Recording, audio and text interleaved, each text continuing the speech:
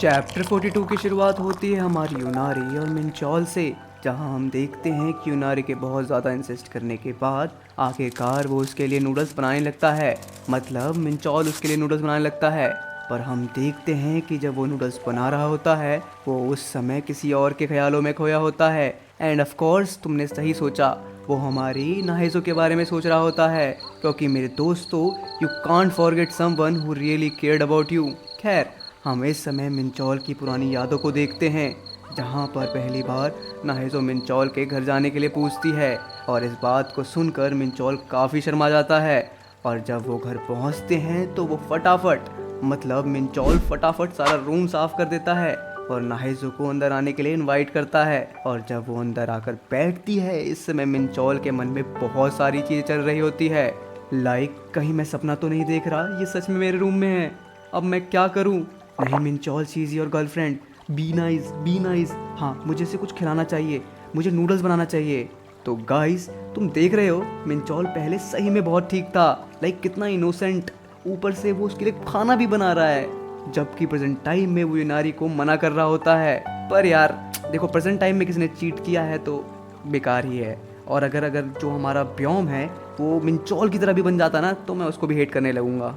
खैर, हम देखते हैं कि अचानक नाहिज़ो ब्योम को कहती है कि मैं बना दूं क्या नूडल्स, पर वो उसको मना करते हुए खुद ही नूडल्स बना कर ले आता है।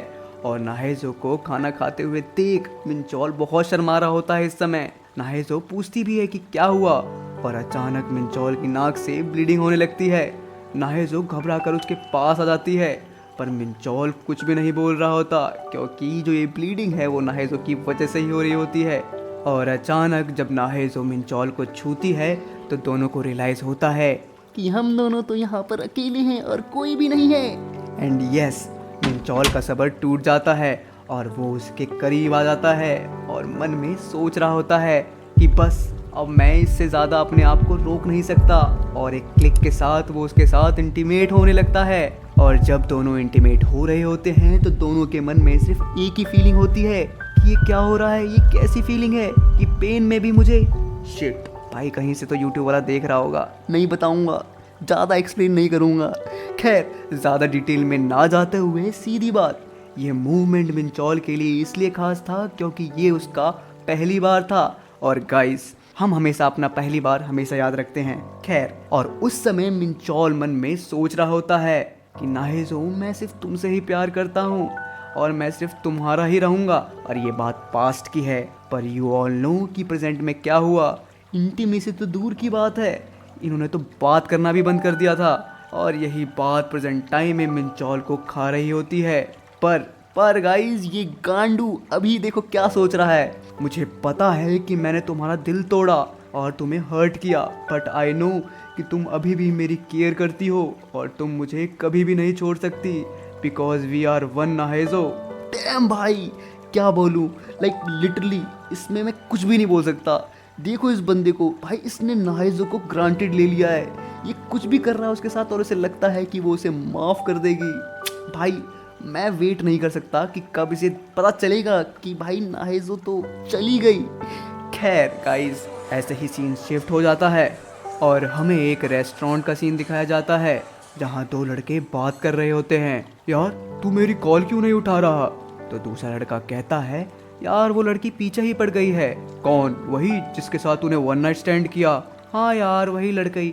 पता नहीं क्यों वो उसे लग रहा है कि हम दोनों रिलेशनशिप में हैं, जबकि मैंने तो बस टाइम पास ही कर रहा था उसके साथ। अरे यार, तो शादी कर लेना तू उसके साथ। और ऐसा सुनते ही जो दूसरा वाला बंदा था वो कहता है, अरे तू पागल है क्या? जो लड़की मेरे साथ पहली डेट में सो जाए उसके साथ शादी? नो वे, ऐसी लड़कियां बस टूल होती है।